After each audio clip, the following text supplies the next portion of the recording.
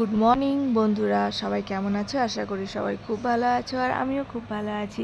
চলে এসেছি আরেকটা নতুন ব্লগ নিয়ে। তো আজ হচ্ছে 27শে মে, শুক্রবার। আজ আমি, মামি, মা সবাই মিলে আজ মা সন্তী ব্রত উদযাপন করব। তো আমরা তো ঠিক করেছি পুরোহিত মশাই দিয়েই করাবো। তো যেহেতু উনি আসতে লেট করছিলেন, প্রায় 11টা বেজে গেছিলো, তাই মাই পুজো করতে শুরু করেছিল। এই মায়ের পুজো অনেকে বাড়িতে ঘট পেতেও করে, আবার যারা পারে না তারা মন্দিরে গিয়েও করতে পারে।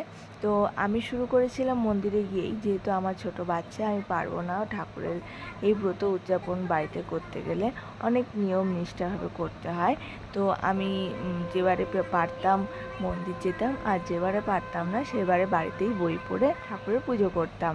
তো এদিকে আমরা পুজো শুরু করেছি, আর তা করতে ঠাকুরমশাই চলে এসেছেন পুজো করতে। আর দেখতে পাচ্ছ আমরা সবাই বসে আছি, এদিকে আমি আমার ছেলেকে নিয়ে বসে আছি।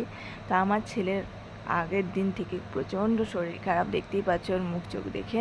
আর ওর শরীর খারাপ মানে ও একদমই টোটালি একদম খাওয়া দাওয়া ছেড়ে দেয়, তো একদম চোখ মুখ বসে একাকার একদম হয়ে গেছে।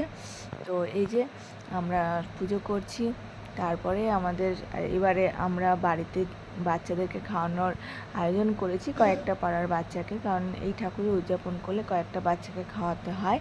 তো সেই সব খাওয়ানোর আমরা রাত্রেবেলায় করেছি ইচ্ছে করে। আর আমার বাড়ির লোকজন কয়েকজন আসবে, দাদা বৌদি ওরা। তো সব এই যে দেখতে পাচ্ছ বাচ্চাদেরকে সন্ধেবেলায় খাওয়াচ্ছি, রাত্রেবেলায়, সন্ধেবেলা ঠিক নয়, রাতের ডিনারই বাচ্চাদেরকে খাইয়েছি। আর তার সাথে আমরা সবাই তিনজনে মিলে কিছু একটা করে গিফট হাতে দিয়েছি, কারণ একটা করে দিতে হয়, তো বাচ্চারাও খুশি হয়। আর একটা দেওয়ার রেওয়াজও আছে এই পুজোতে, তুমি যেই রকম যেটা পারবে। তো আমরা একটা সেট মতো করেই দিয়েছি, যে জলের বোতল, টিফিন বক্স এবং পেন্সিল বক্স, এরকম একটা সেট পুরো। যাই হোক, এ দেখো খাওয়া দাওয়া চলছে, মা দিচ্ছে, আমার ছেলে খেতে বসেছে, সব বাচ্চাদের সাথে ও খুব আনন্দ করছে। চলো টাটা, এরপর দেখা হবে নেক্সট ভিডিওতে।